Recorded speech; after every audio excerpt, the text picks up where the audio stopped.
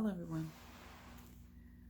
Today I wanted to encourage those that have a tendency to just go back to what's familiar.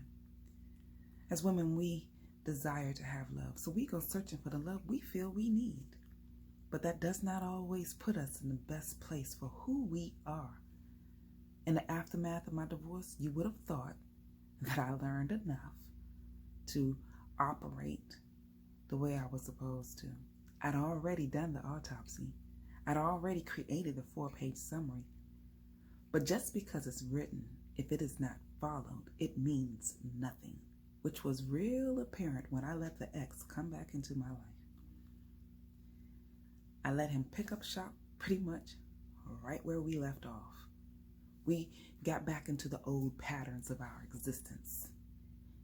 And then I found myself 18 months later in my house doing what he had been doing in the beginning.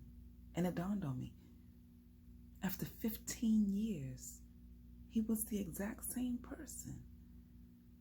We had grown so far apart when I just knew we would grow together. It didn't happen for us. But here's the thing. I got real clear that day. I got real clear because what I no longer wanted to have happen was me being lost again. I had not yet fully embraced rediscovering me in this point, but I knew I didn't want to go back into the mess that I had.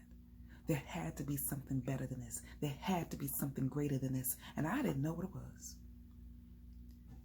God wrote the Bible to be a love story between him and us, to let us know how valuable we are, to let us know how worthy we are, to let us know that when you are in the middle of a hot mess moment, there's something greater for you, because he intended for you to have the absolute best.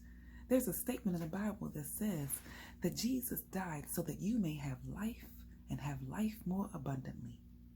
Well, I wasn't living the abundant life. I was living the hot mess drama that I had already cycled through, and I didn't want to do that again. There's a story in the book of Ruth. Oh, I love that book. That book is a quick synopsis of the entire Bible. If you want a quick summary of what the Bible looks like, read the book of Ruth. In that book, Ruth, a foreigner to the people of Israel. The people of Israel were the ones that God had already promised that he would be with, he would take care, he would love. She didn't belong to them. And I had, for the longest time in various aspects of my life, felt like an outsider as well. But Ruth made a decision. She made a decision that she was not going to keep recycling her past existence. So even though she didn't know what the future brought, she knew she had to press through this, do something other than this to get to her best self. Well, I encourage you to read the book of Ruth. And in a future video, a girlfriend of mine told me that I share the Bible in a different way that makes it real understandable and simple. I just translate it the way God translates it to me in my head. For a lot of people, the Bible is difficult because you don't translate it to your existence. Well, I'll share that story, my version, in another video. But I want to encourage you, you don't have to go back to your past. You don't have to go back to the mess. You already walked through that. And if you have taken the time to do an autopsy of your situation, write those lessons down. Learn those lessons and actually do the action that's supposed to take place for you to get to your next level. I didn't do the action.